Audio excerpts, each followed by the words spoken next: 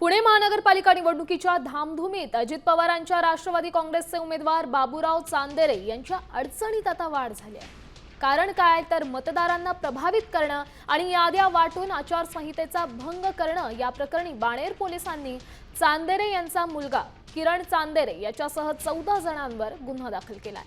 कालच अनेक पक्षांनी पैसे वाटल्याचा आरोप केला होता। त्यानंतर झालेल्या या कारवाईमुळे राजकीय वर्तुळात मोठी खळबळ माजली आहे। या संदर्भात अधिक माहिती देत आहेत आपले प्रतिनिधी अक्षय बडवे। अक्षय, नेमकं प्रकरण काय संदर्भातले हे आरोप आहेत?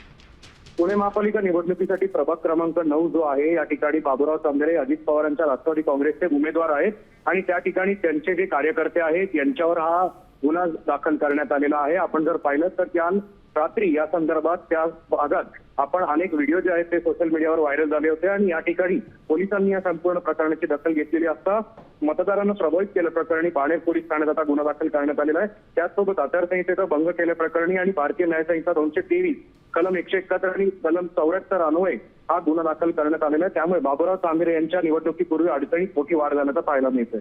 नक्कीच अक्षय, धन्यवाद दिलेल्या या सविस्तर अपडेट्ससाठी।